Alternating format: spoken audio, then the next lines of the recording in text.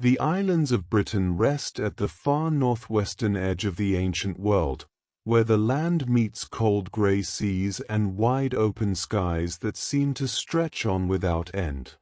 For thousands of years, these islands have held within them forests and rivers, rolling hills and quiet coastlines, marshlands thick with birds, and upland meadows where the wind moves slowly through the grass. To understand the world of the ancient Celts is to begin here, with the land itself, because the land shaped everything, the way people lived, the way they thought, the way they understood the world around them. Britain is a large island, and it is not alone. To its west lies Ireland, a green and rain-softened place separated by a stretch of water that, in calm weather, could be crossed by boat. To the north, the land rises and becomes harder, the hills more rugged, the lochs long and cold and still. To the south, the chalk downs roll gently toward the coast, and on clear days the continent of Europe is visible from the high white cliffs. The sea was never a barrier in the way we might imagine. It was more like a road, a wide, open road that connected people across great distances, carrying with it ideas, goods, languages, and ways of life. The landscape of ancient Britain was far more forested than it is today. Great oak woodlands covered much of the lowlands, and through them ran clear rivers full of fish. Deer moved quietly through the trees. Wild boar rooted in the leaf litter. The forests were not dark and threatening places, but living, breathing environments that provided timber for building, wood for fires, food in the form of nuts and berries, and shelter from the wind and rain. People knew these forests well. They had paths through them, clearings within them, and a deep familiarity with their rhythms and their seasons. The rivers of Britain were important in ways that went beyond the practical. They were boundaries between territories, routes for travel, sources of food and fresh water, and places of spiritual significance. The Thames, moving slowly through the southern lowlands, the Severn curling through the west, the Tyne and the Tees cutting through the north, these waterways had names and presences long before any written record was made of them. People made offerings at river crossings. They placed precious objects in the water as gifts to the spirits they believed lived there. The rivers were understood as living things, as much a part of the community as the people who lived beside them. The coastline of Britain is long and varied. In the west, it is rocky and dramatic, with deep inlets where the sea presses far inland. In the east, it is lower and softer, with wide estuaries and gentle beaches. The northern coasts are wild and windswept, while the southern shores face the continent across a narrow but meaningful stretch of water. All along these coasts, people had always lived. They fished, they gathered shellfish, they built small boats and learned the tides, and they maintained connections with people on the other side of the sea that were older than any of the cultures we now give specific names to. Long before the Celts arrived as a distinct cultural presence, Britain had already been home to human beings for tens of thousands of years.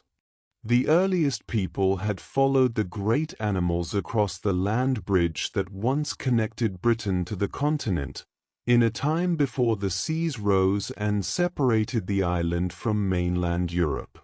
Over many thousands of years, waves of people came, settled, built, and left their traces in the landscape. The great stone monuments that still stand across Britain, the circles, the alignments, the burial chambers built from enormous slabs of rock, belong to peoples who came before the Celts, and yet they were there in the landscape when the Celts arrived, ancient even then, and no doubt understood as sacred places, remnants of an earlier world. By the time we speak of Celtic culture in Britain, we are speaking of a gradual process rather than a single moment. The Celtic peoples did not arrive on a particular day in a particular year and declare themselves the new inhabitants of the island. Their culture spread slowly, carried by movement and contact, by trade and by the gradual adoption of new languages, new artistic styles, new ways of working metal and making things. It was a process that unfolded over centuries, blending with what was already there, absorbing older traditions and transforming them into something new. The origins of Celtic culture lie on the continent of Europe, in the regions we now call Central Europe and the area around the Alps. It was there, in the centuries around the beginning of the first millennium before the Common Era, that a recognizable Celtic culture began to take shape, characterized by a particular style of art, a family of related languages, and certain shared ways of organizing society. This culture spread westward and northward across Europe, reaching the Iberian Peninsula in the west, the British Isles across the water, and extending far to the east as well. The Celts were not a single unified people with one king and one set of laws. They were a broad cultural grouping, sharing certain things in common while remaining deeply diverse in their local identities and traditions. The Celtic languages that came to Britain were part of a large family of related tongues, all descended from a common ancestor spoken somewhere in prehistoric Europe. In Britain, these languages eventually gave rise to what we now call the Brittonic branch, languages from which Welsh, Cornish, and Breton are descended. In Ireland, a related but distinct branch developed, from which Irish Gaelic, Scottish Gaelic, and Manx have come down to us. These languages survived through enormous historical pressures, and some of them are still spoken today, which is itself a remarkable thing to reflect on quietly. The sound of Welsh or Irish Gaelic carries within it something very old, an echo of the world these early peoples inhabited. The arrival of Celtic culture in Britain was not a sudden invasion but a gradual spreading, sometimes through the movement of people, sometimes through the movement of ideas. By around 800 years before the Common Era, Celtic-speaking peoples were present in Britain, and over the following centuries their culture became the dominant cultural form across most of the island. The older traditions did not simply disappear. They were absorbed, reinterpreted, and woven into the new cultural fabric. Sacred sites that had been important for thousands of years continued to be important. Natural features that had always been understood as spiritually significant retained that significance within the new cultural framework. Celtic society in Britain was organized around tribal groups, each with its own territory, its own leadership, its own internal structures and traditions. The tribes were not small, isolated communities. They were complex social units that could encompass many thousands of people, with distinct settlements, farmland, woodland, and pasture within their territories. Each tribe had a name and an identity, and that identity was important to the people who belonged to it. To be of the Iceni, or the Brigantes, or the Debunni was to have a specific place in the world, a set of relationships and obligations, a shared history and a shared set of stories about who your people were and where they came from. The landscape of Celtic Britain was dotted with settlements of varying sizes. The most common form of settlement was the small farming community, a cluster of round houses surrounded by fields, with livestock grazing in the nearby meadows. These were not isolated farmsteads in the modern sense, but places of community, where families lived in close proximity to one another, shared resources, and organized their work together through the agricultural year.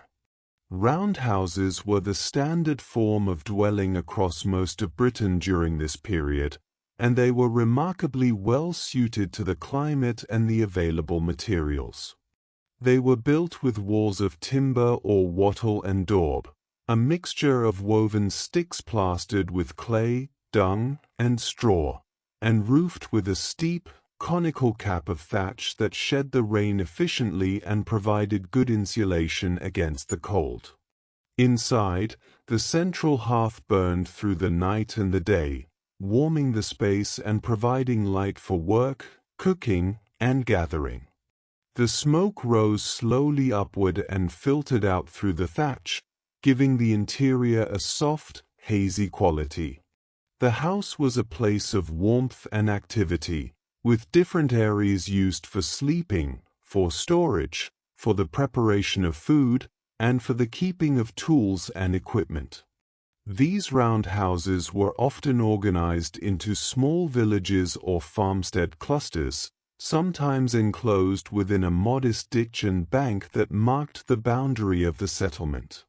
The enclosure was practical. It kept livestock in and predators out, but it also had a social and perhaps spiritual dimension, marking a defined space that was under the protection of the community and its gods. Outside the enclosure, the fields were laid out in a pattern that had developed over many generations.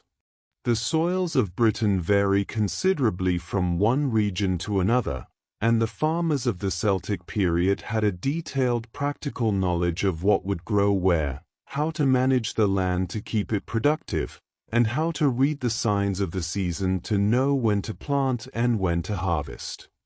The main crops grown in Celtic Britain included various forms of wheat and barley, along with beans and other legumes. Grain was ground into flour using hand-operated quern stones, a simple but effective technology that produced the coarse flour used to make flatbreads and porridges. Bread baked on a flat stone beside the fire, or in a simple clay oven, was a staple food. The smell of baking bread and the sound of the quern turning would have been familiar parts of everyday life in a Celtic settlement. Livestock were also central to the economy and the diet. Cattle were especially prized. They were a measure of wealth and status, as well as a source of milk, meat, and hides.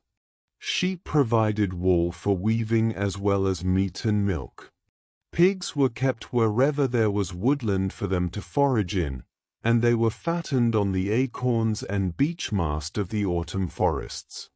Chickens and geese were also kept, and horses were important both for transport and as symbols of status and power.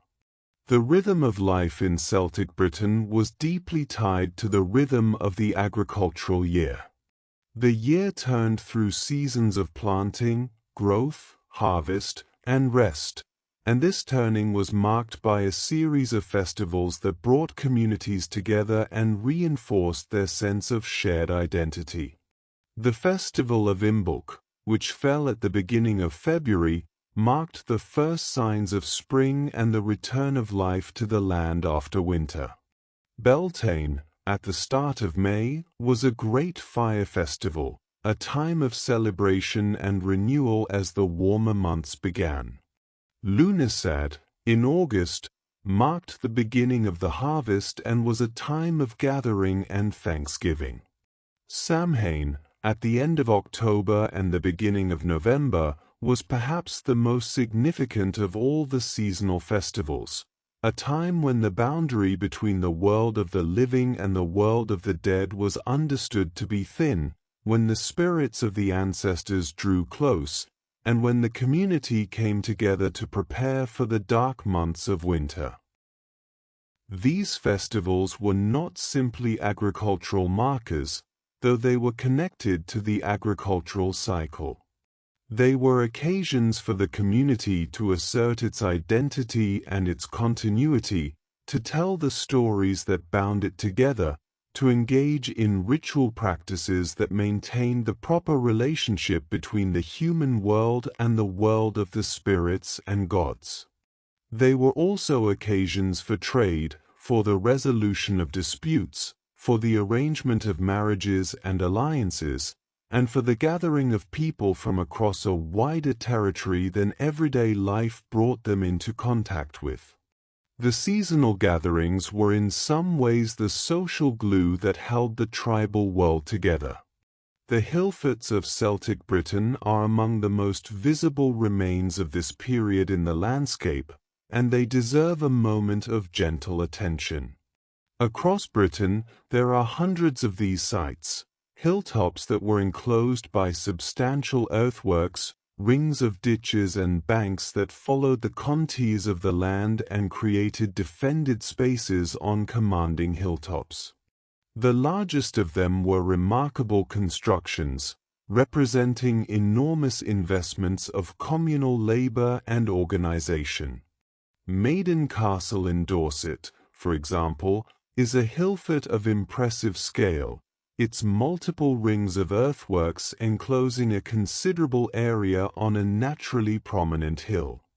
Danebury in Hampshire, Cadbury Castle in Somerset, Traprain Law in Scotland, these are all places where the physical presence of the Celtic past is still visible today, where you can stand and look out across a landscape that people stood in and looked out across more than 2,000 years ago.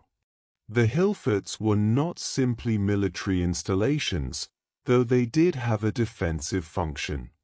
They were also centers of community life, places of storage for communal resources, sites of religious practice, and symbols of the power and identity of the tribe or group that maintained them.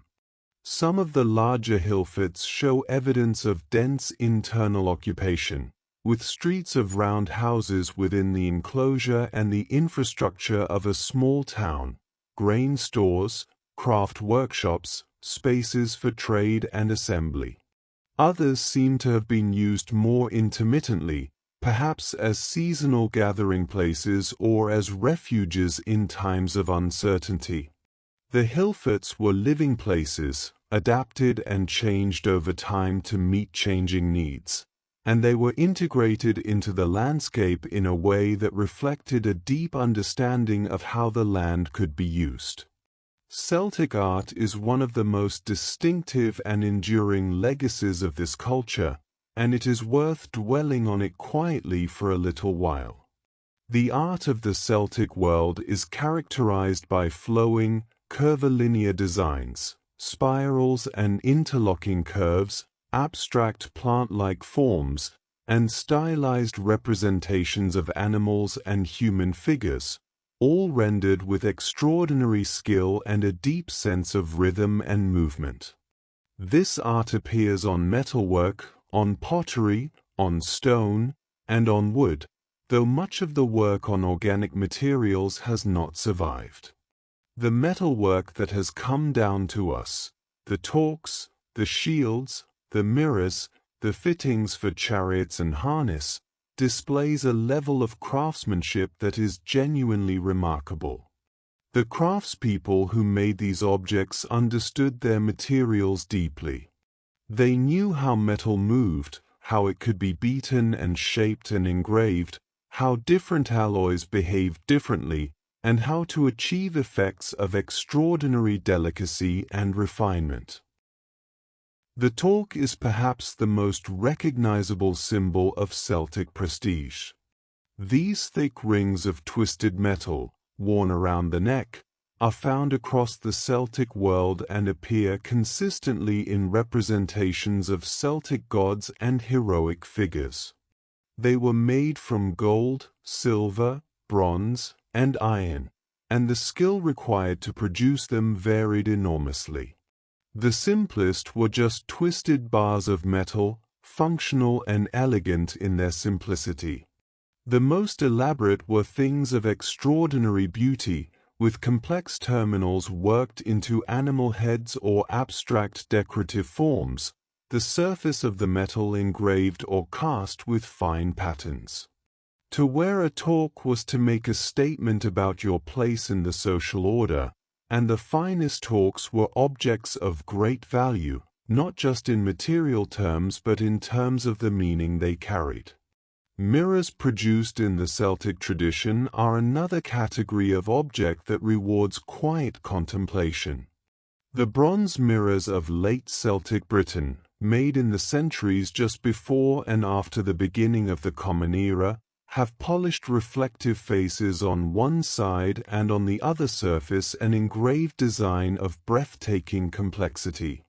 The patterns are built up from interlocking curves and spirals, filled in with a technique called basketry hatching that creates areas of dense texture within the flowing framework of the design.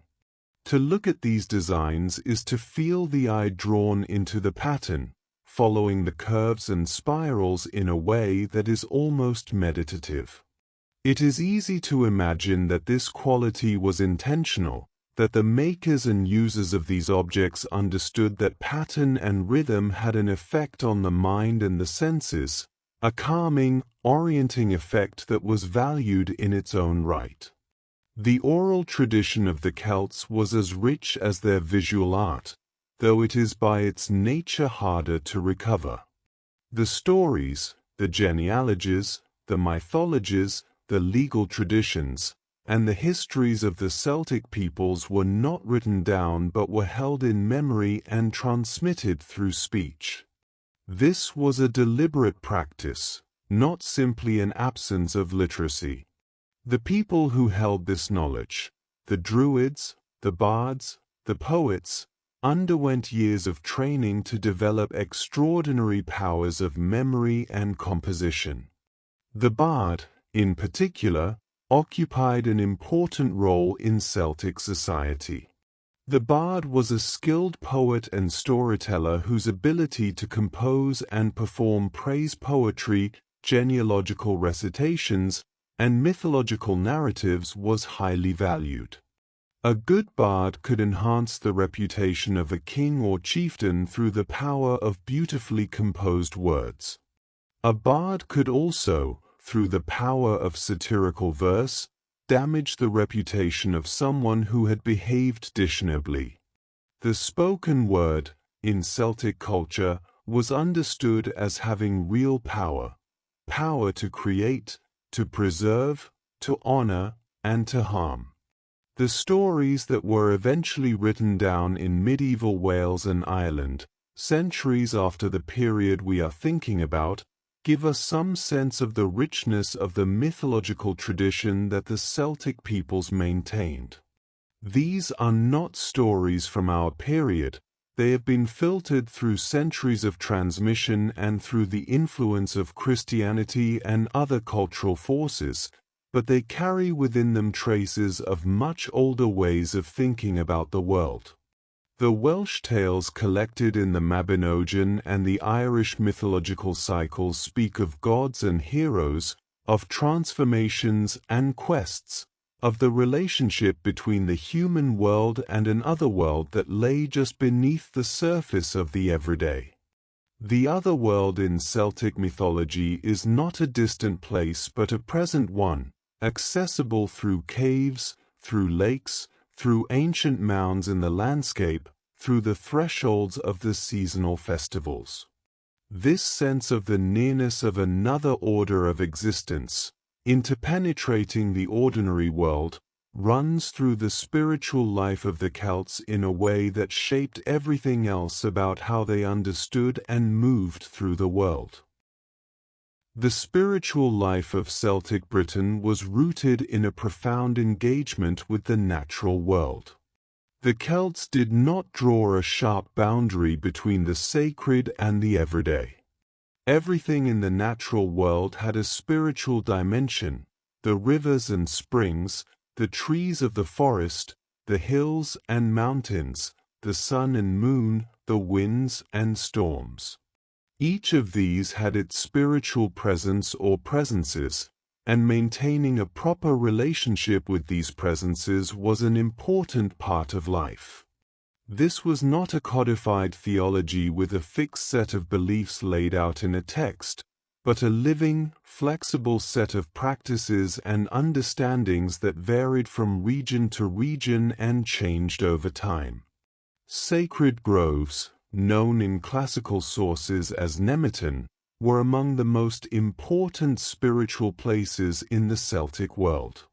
These were groves of trees, often oak groves, though other trees were significant as well, that were understood as places where the boundary between the human world and the divine was thin, where the presence of spiritual powers was especially strong.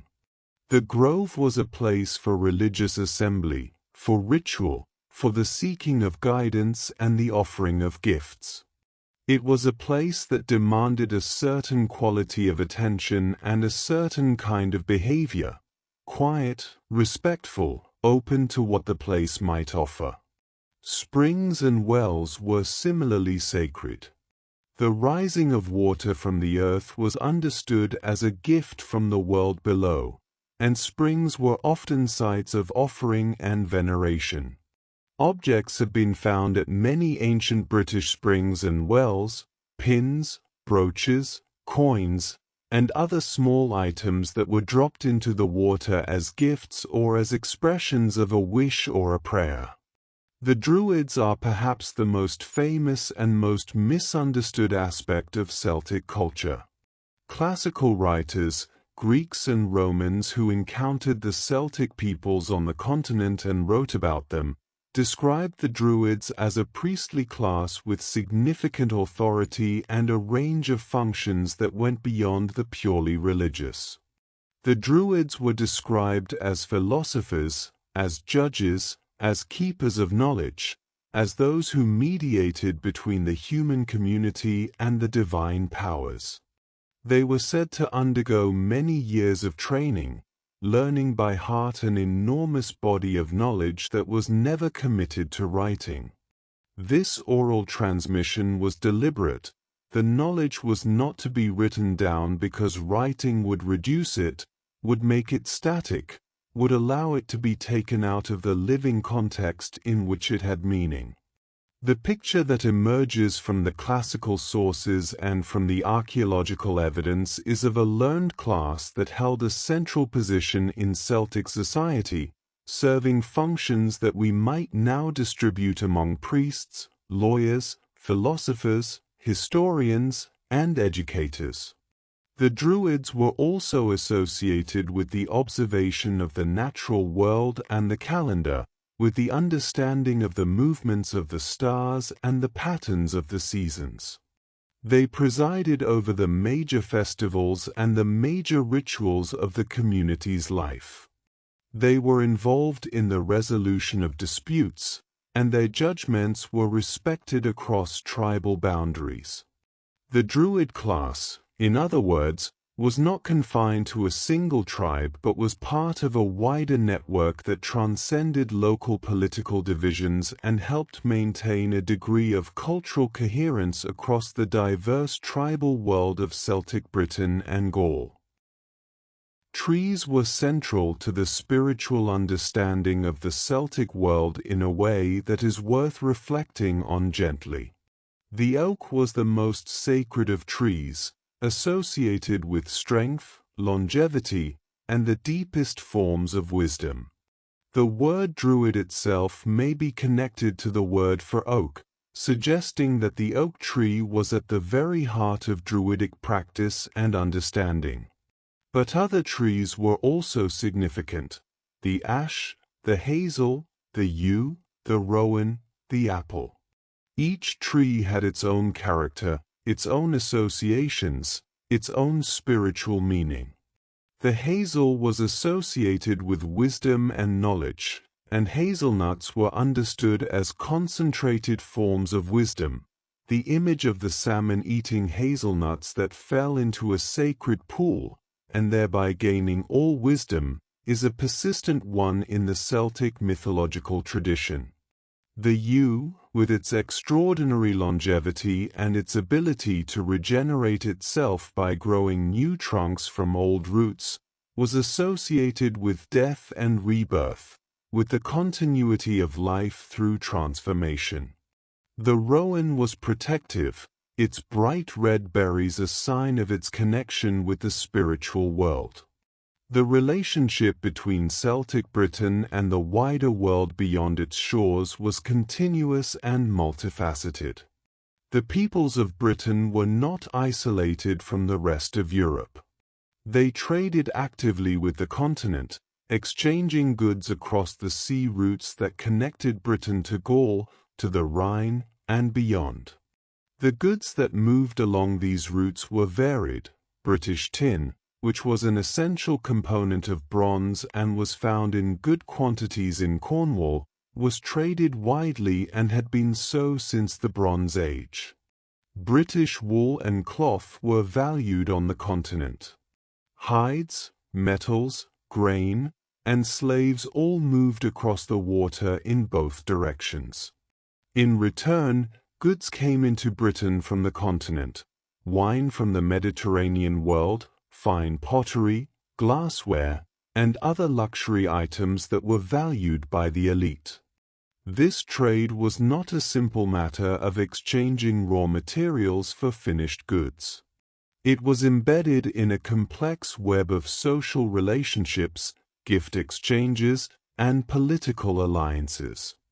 The chieftains and leaders of Celtic Britain maintained relationships with their counterparts on the continent, and the movement of prestige goods, fine metalwork, high-quality pottery, wine in good amphorae, was part of the language through which these relationships were expressed and maintained. A British chieftain who could offer his guests wine in a fine Mediterranean vessel was demonstrating his connections to a wider world and his ability to access goods that most of his people could not.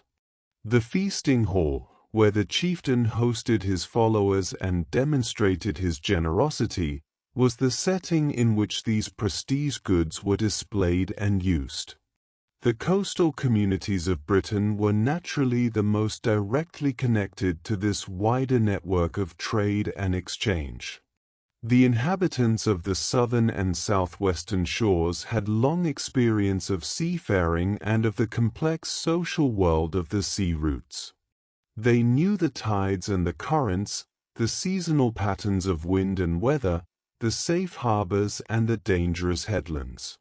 Small boats moved back and forth across the channel carrying goods and people, and the communities on both sides of the water shared cultural connections that went beyond the merely commercial. The people of southwestern Britain had much in common with the people of northwestern Gaul, and the sea between them was more of a connecting medium than a dividing one. Inland Britain was connected to this coastal trade through a network of routes that followed the rivers and the ridgeways, the ancient paths that ran along the crests of the hills, above the dense forests of the valleys. These routes had been in use for thousands of years before the Celtic period, and they continued to carry traffic through it. Goods moved along these routes, but so did people, craftspeople, traders, travelers, pilgrims making their way to sacred sites, and the druids moving between the communities they served.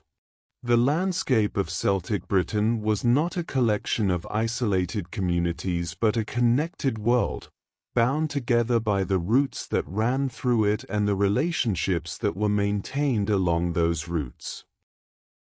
Iron was the defining material technology of the Celtic period in Britain, and it is worth pausing to think about what this meant for everyday life. Iron ore is much more widely available than the tin and copper needed for bronze, and the ability to smelt and work iron meant that metal tools and weapons became available to a much wider range of people than had been the case in the Bronze Age. Iron plowshares improved the ability to cultivate heavier soils. Iron axes made forest clearance easier. Iron tools for woodworking, chisels, saws, adzes, improved the quality of construction. Iron cooking pots hung over the hearth. The working of iron was a skilled craft, and the blacksmith was an important figure in Celtic society. A person who understood the transformation of raw ore into useful objects through fire and physical labor, a process that was seen as having a mysterious, almost magical quality. The daily life of most people in Celtic Britain revolved around the basic necessities of food, shelter, warmth, and the social bonds of family and community. Clothing was made primarily from wool, woven on simple looms to produce cloth that was then sewn into garments. The dyeing of cloth was an important skill, and the Celts were known for their love of color and pattern. Vegetable dyes produced a range of colors: yellows from plants like weld, blues from woad, reds from madder, and these were used to create checked and striped patterns that were characteristic of Celtic textile traditions. The tartan patterns associated today with Scottish Highland culture are a very late expression of a tradition of patterned woven cloth that goes back into the Celtic past. Food was prepared over the central hearth, using clay pots for boiling and stewing, and flat stones or simple ovens for baking. The diet was nutritious and varied, though it depended heavily on what the land and the season could provide. In summer and autumn, the diet was relatively rich: fresh grain, fresh vegetables, dairy products, fish from the rivers and the sea, fruit and berries from the hedgerows and the woodland edge. In winter, the diet became simpler, relying on stored grain, dried or smoked meat, hard cheeses, and root vegetables. The management of food stores through the winter was a critical skill, and the ability to provide for the community through the lean months was an important measure of good leadership. Water was collected from springs and streams, and the siting of settlements near reliable water sources was a basic requirement. Springs in particular were valued for the quality of their water and for their spiritual significance, and many settlements were established near springs that were understood as sacred. The daily tasks of carrying water, grinding grain, preparing food, tending the fire, caring for animals, and maintaining the fabric of the settlement occupied much of the day for most people in Celtic Britain. These were not dull or meaningless tasks. They were the work through which life was sustained and the community held together, and they were performed within a social context that made them part of a shared existence. Children grew up within the community, learning the skills they would need through observation and practice. There was no formal schooling for ordinary children in the way we understand it today, but learning was constant and embedded in everyday life. A child watching a parent work, weaving, smithing, farming, building, was absorbing knowledge that would serve them for the rest of their life. The Druids maintained a more formal system of education for those who were training to join their order, and this training could last many years, involving the memorization of vast amounts of material and the development of expertise in the many areas of knowledge the Druids were expected to master. The role of women in Celtic society was complex and varied across different communities and different periods. Classical writers sometimes remarked with surprise on the relative freedom and authority of Celtic women compared to their counterparts in the Mediterranean world. There is some evidence from both archaeological and textual sources that women in Celtic Britain could hold positions of leadership and authority, could own property, could participate in certain aspects of public life. The figure of the warrior queen, most famously Boudica of the Iceni, though she belongs to a later period, reflects a tradition, however exceptional, of women as powerful actors in the public world. More commonly, the daily lives of women were centered on the management of the household, the production of food and cloth, the raising of children, and the maintenance of social relationships within the community. The social structure of Celtic Britain was hierarchical but not rigidly so. At the top of the social order were the kings and chieftains who led the tribes and commanded loyalty from those below them. Below the ruling elite were the warrior aristocracy, men and sometimes women who defined themselves through their fighting ability and their access to horses, chariots, and high-quality weaponry. The poets and druids occupied a special position in the social order, one that was based not on birth or fighting ability but on knowledge and skill, and their status could in some respects equal or even exceed that of the warrior elite. Below these upper strata were the farmers, craftspeople, and traders who made up the bulk of the population. At the bottom of the social order were the unfree, slaves, who existed in Celtic society as they did in most ancient societies, though the conditions of slavery varied considerably. The household was the basic unit of social organization, and within the household the family in its extended form, parents, children, grandparents, perhaps other relatives, worked and lived together. The relationship between households was managed through a web of obligations, alliances, and gift exchanges that created the social fabric of the community. The feast was an important social institution through which these relationships were expressed and reinforced.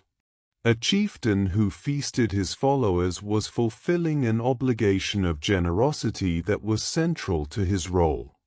The seating at a feast was arranged according to status, with the most honored guests given the best seats and the choicest portions of the food.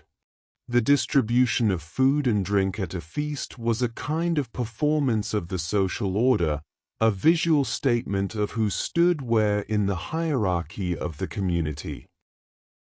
The warrior tradition was central to the self-understanding of the Celtic elite. The warrior was ideally a person of courage, skill, and generosity, someone who was effective in combat, loyal to their lord, and free with their resources. The stories that the bards told were often stories about warriors, their deeds, their relationships, their adherence to or deviation from the ideal of honorable conduct. The weapons of the warrior were objects of prestige as well as practical tools. A well-made sword, with a decorated hilt and a blade of good iron, was a valuable possession that was passed down through generations and that carried the history of its former owners with it. A shield, a spear, a helmet, these were not just equipment but expressions of identity and status. The chariot was an important feature of Celtic warfare and of Celtic aristocratic display in Britain. While chariots had become obsolete in continental Celtic warfare by the time the Romans arrived in Britain, British chariot warfare surprised and impressed Roman observers. The chariots of Celtic Britain were light, two-wheeled vehicles drawn by a pair of horses, designed for speed and maneuverability. The warrior rode into battle in the chariot, driven by a skilled charioteer, and then dismounted to fight on foot while the charioteer held the horses nearby. This combination of mobility and personal combat effectiveness gave the chariot a tactical role that the Romans had not encountered in their previous experience of Celtic peoples. The care that went into the construction and decoration of chariots is evident from the remains that have been found in burial contexts: beautifully made fittings of bronze and iron, horse harness decorated with fine metalwork, all speaking of the investment that went into these vehicles and the pride their owners took in them. Burial practices varied across Celtic Britain, both by period and by region.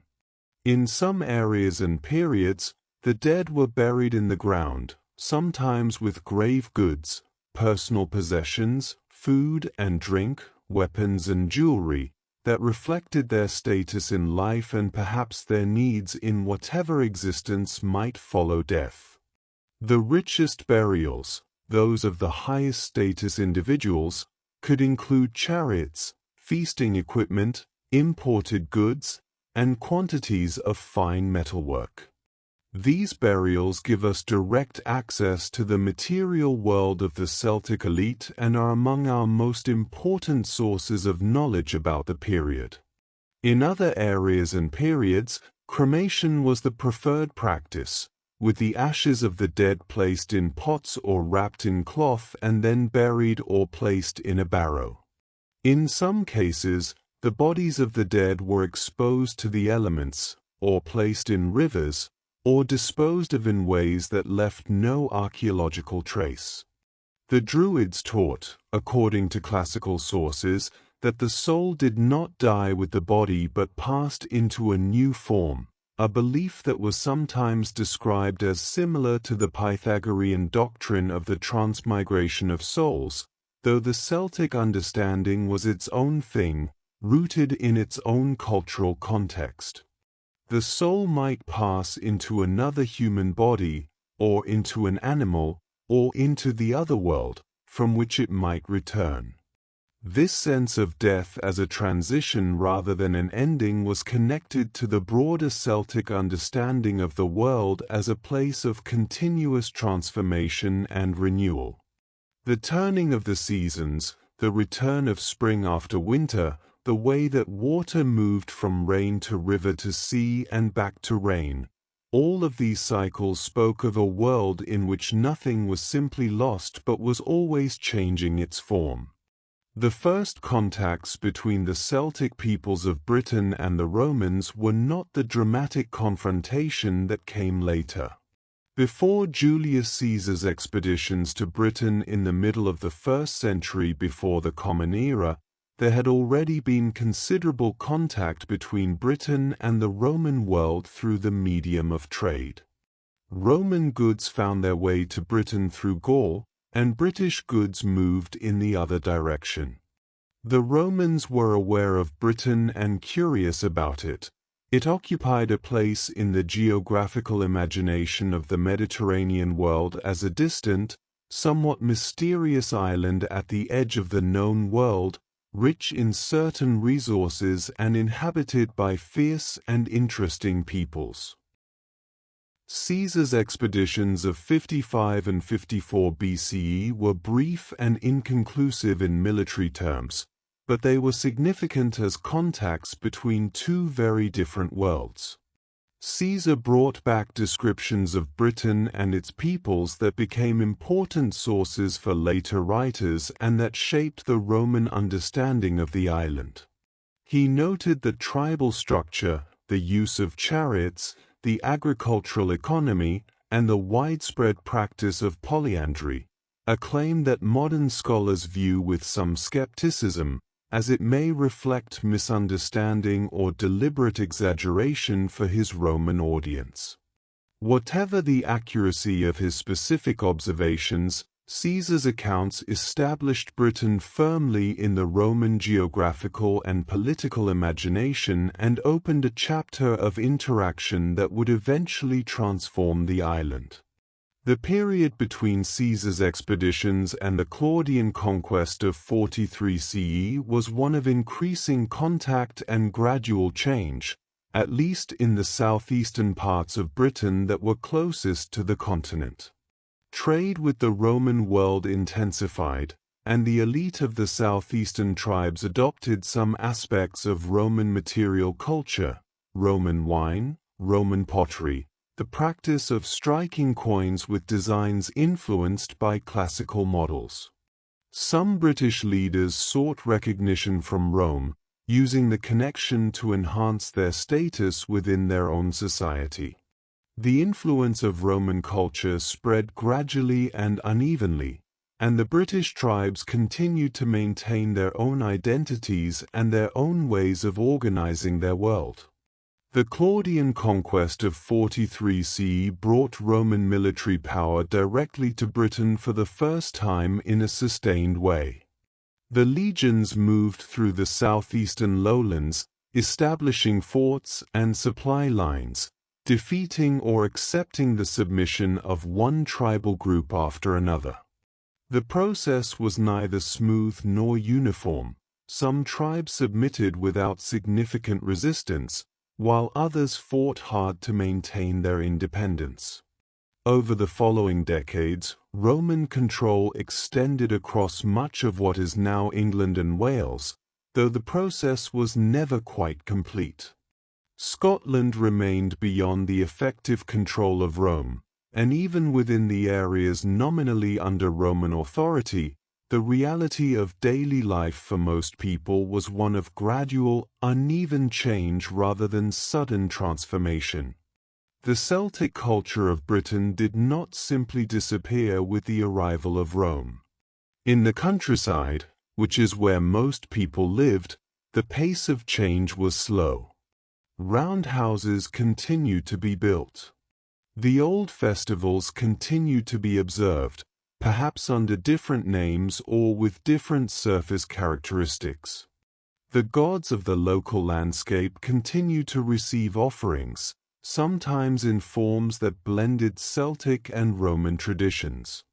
The stone altars that have been found across Roman Britain often bear inscriptions that combine Roman names and formulae with the names of local British deities, the god of a particular spring or hill given a Roman name alongside his Celtic one, the two traditions meeting and merging in a way that reflects the complexity of the cultural encounter. In the towns that the Romans built, places like Londinium, Verulamium, Coleva, Aquae Sulis, a new kind of life developed, one that was more fully Roman in its material culture and its organization. These towns had streets laid out in a grid, public buildings, bathhouses, temples, markets. They attracted people from across the Roman world and from the local British population, and they became places where different cultures met and mixed. The British elites who chose to engage with Roman culture adopted Roman dress, Roman names, Roman ways of building and eating and entertaining. Their children might be educated in Latin and grow up functioning comfortably in both worlds. Aquae Sulis, the place we now call Bath, is a remarkable example of the blending of Celtic and Roman traditions. The hot spring that rises there was sacred long before the Romans arrived. The Romans built a great temple and bath complex over and around the spring, but they did not simply replace the local deity. The goddess of the spring, Sulis, was identified with Minerva, and the temple was dedicated to Sulis Minerva, a combined figure who brought together the ancient British goddess of the healing waters and the Roman goddess of wisdom and craft. The offerings that were cast into the sacred spring during the Roman period continued a tradition of votive offerings at springs that was deeply Celtic, even as the physical setting became increasingly Roman in its appearance. The legacy of the Celtic peoples of Britain is led through the landscape and the culture of the islands in ways that are not always immediately visible but are nonetheless present. The most obvious legacy is linguistic. In Wales, Welsh is still spoken as a living language by several 100,000 people, and it is a direct descendant of the Brittonic Celtic spoken in the region 2,000 years ago. In Scotland and Ireland, the Gaelic languages carry a similar continuity, connecting the present to a very deep past. The place names of Britain are full of Celtic elements. The names of rivers especially tend to preserve their ancient Celtic forms, because rivers are named early and their names persist even as the languages of the people living beside them change. The Thames, the Avon, the Exe, the Wye, these are all names with Celtic roots, words meaning river or water in a language that was spoken here long before English arrived. The cultural influence of the Celts persists in less tangible ways as well. The patterns of settlement, the way that farms and villages are distributed across the landscape of Western and Northern Britain, often reflect arrangements that were established in the Celtic period and have been maintained, with modification, ever since. The field boundaries of parts of Cornwall and Wales preserve the outlines of fields that were laid out by Celtic farmers. The sacred landscapes, the hills and springs and woods that were understood as spiritually significant, often retain that significance through the Christian period and beyond, their holy wells and sacred groves incorporated into the landscape of a new religion in ways that preserved something of the older understanding. The art of the Celtic tradition left its mark on the art of early Christian Ireland and Britain in a way that produced some of the most beautiful manuscripts ever made. The Book of Kells, the Lindisfarne Gospels, and other great illuminated manuscripts of the early medieval period draw directly on the Celtic artistic tradition, the flowing knotwork, the interlacing, the stylized animal forms, the sense of movement and rhythm within a tightly controlled formal structure.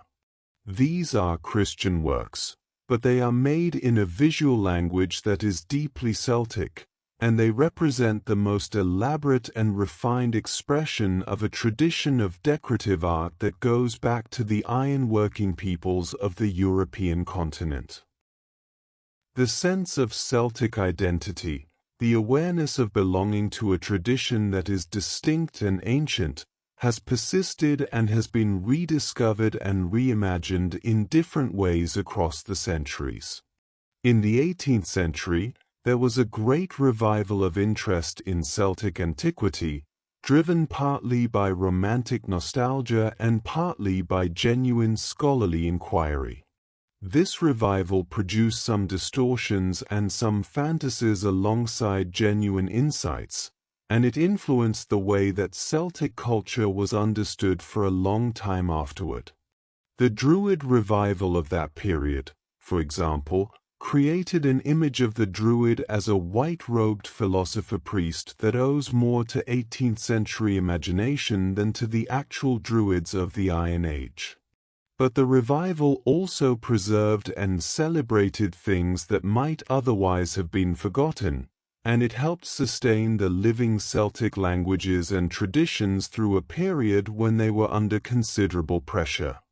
In modern Wales, Scotland, Ireland, Brittany, Cornwall, and the Isle of Man, the Celtic traditions are understood as living realities, not simply historical curiosities. The languages are taught in schools. The traditional music is performed and enjoyed. The festivals of the old calendar, Samhain, Beltane, and the others, have been reinvented and are observed by communities that see in them a connection to something old and meaningful. The sense of a Celtic heritage is part of how these communities understand themselves and their place in the world, and while the modern expression of that heritage is inevitably different from the reality of the Iron Age past, the connection is genuine and the continuity is real. The quiet landscapes of ancient Britain, the forests, the rivers, the hillforts on their commanding heights, the sacred springs, the fields laid out by patient farmers, are still there beneath the modern surface of the land. The earth remembers, in its own way, the lives that were lived upon it and the hands that shaped it. The round houses are gone, and the great oak forests have mostly been cleared, and the language spoken in the fields has changed more than once. But in the place names and the field patterns, In the living languages of the western and northern fringes, in the spiraling patterns that the craftspeople of that distant time carved into metal and painted onto pottery and wove into cloth, something persists. The world of the ancient Celts was a world of community and craft, of seasonal rhythm and spiritual attentiveness, of art and storytelling and a deep engagement with the natural world in all its slow and quiet particularity. It was a world that took time seriously, the time of the day, the time of the season, the time of a human life set within the longer time of a community and a landscape. That sense of time, and of the human place within it, is something that reaches across the centuries with a gentleness that is worth holding quietly for a little while before sleep.